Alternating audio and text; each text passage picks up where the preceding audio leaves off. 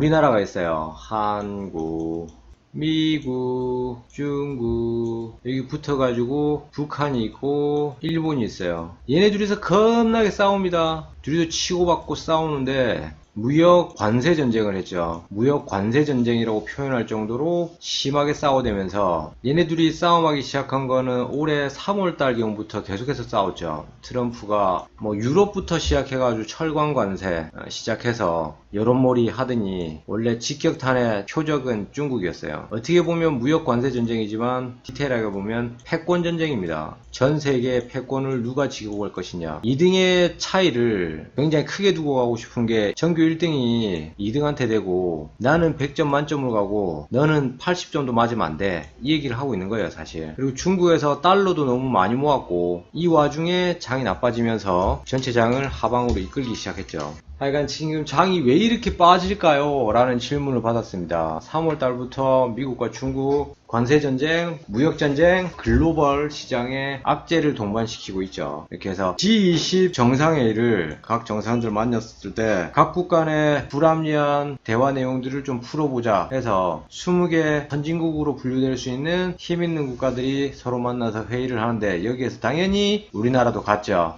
뚜벅뚜벅 걸어가. 여기에서 G20 정상회의가 지난달 말이었죠.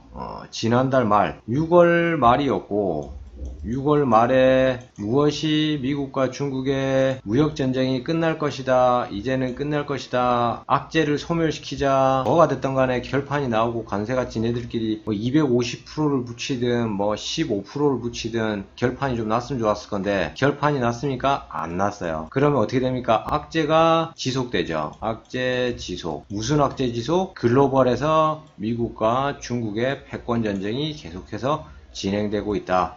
무역전쟁이 지속되고 있다. 이 와중에 또 끼인 각으로 북한에서 지속적으로 대화 채널을 열고 대화를 하려고 하는데 교합점이 나오지 않고 있어요. 결국은 북한에서 확 까고 나가지 않는 게 저는 근본적인 문제라고 생각합니다. 누구의 잘못이라고 얘기를 한다면 북한이야. 이랬건 저랬건 옹상당은 맞지가 않아. 우리랑은. 하여간 1차, 2차, 3차 지난해 9월달 9월 25일이었나요? 북미 정상회담을 기점으로 해서 우리나라 주가가 지정학적 리스크에 대한 반응으로 계속 지속적으로 주가 하방을 이끄는데 큰 일조를 하고 있다는 거 잊어버리시면 안 됩니다. 그리고 이렇게 쭉 흘러가다가 6월 말 이후에 잠잠하게 가만히 있던 일본에서 우리나라와 앞으로 수출하고 있는 반도체 부속자재들 3가지를 못하게 하기로 했어요. 우리나라는 WTO에다가 제소를 했지만 뭐 그렇게 크게 뭐 드라마틱하게 문제가 풀려질 거라고 보이진 않아요. 이 와중에 한미일 3자국 채널이 있었지만 여기에서도 이제 먹히지 않고 파견 보낸 볼턴이 악재를 만들어내면서 우리나라에 직격탄을 또 날리고 있습니다.